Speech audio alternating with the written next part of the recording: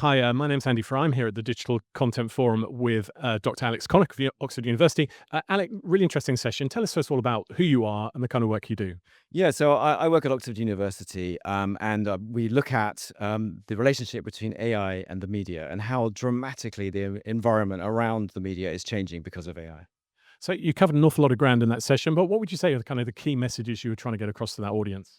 What I was trying to say to the audience is that we maybe need to think a little bit bigger about AI. We've been quite reductive about it thus far, and we've essentially sort of boiled it down to how is this going to help me with my existing workflows, whether that's image creation or edit or sound or synthetic actors or whatever that might be. And I think that's one way of looking at it.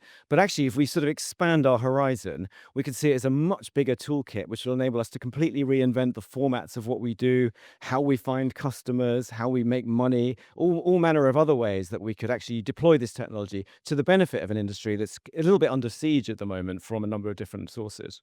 So what's slowing us down? Are we a bit scared of it? What are the factors that are stopping us embracing it? I think, first of all, it's quite hard to understand what some of the AI stuff is and does. And that's the first thing. It's just a kind of little educational development that we probably need to do collectively. I think also because we've seen some examples of, for example, video creation, people have become quite inspired by the idea that that might be damaging to jobs. And therefore, they've become quite inimical to the technology. And therefore, people perhaps haven't sort of taken a step back from it and said, well, just setting that aside for a moment, what is in that technological toolbox for me that could enable me to invent whole new businesses and whole new business lines for the 2030s that might actually be as profitable as the ones we invented in the 1990s, for example.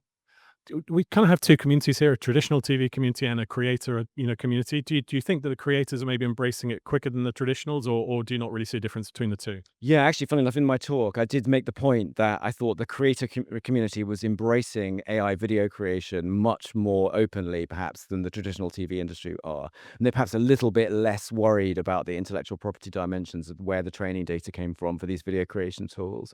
And so I think that the people who sort of grew up on TikTok and YouTube are probably a couple of years ahead of the people who grew up on kind of Channel 4 and ITV in terms of their embracing of the kind of broader spectrum of AI technologies.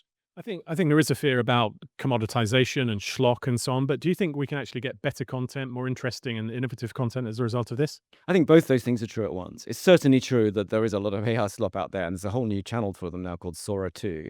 But at the same time, I think it's also possible to envision new, higher end, more intellectually grabby content production that would actually take the level of engagement of the content that we make up a notch. I think if you look at, say, daytime TV in the UK, it actually be quite hard to make the case that it's very intellectually engaging, for example. And if you look at some of the AI content that's capable of being made, some of it could be quite demanding on you. There was a really interesting study that I showed in my talk where I described how existing human chess grandmasters, when engaging with artificial intelligence, had actually become better chess players, not worse chess players. I think that argument runs counter to the kind of received wisdom that AI is going to dumb us all down. And maybe if we thought about TV production or content production or creator economy in the same way, where we could say, hang on, there's this amazing tool here that will enable us to make ourselves better at what we do, more unique, more special in some way, especially if we work out what the AI is good at and what we're good at. And that might actually give us a capacity to reinvent what we do.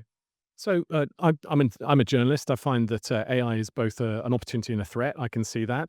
For the people who are in the room, what would you advise them to do right now as they walk out of this conference and go back to their office? What should they be doing to try and engage with this world? I think that there's an amazing amount of information just readily available about the wide spectrum of technologies that are AI. And actually, I think that certainly what I've found useful is just to kind of immerse myself in it, just to read the stuff, listen to the podcasts and what have you, try some of the tools out, and just explore it in the same way that you would explore history or geography or English literature or any other subject.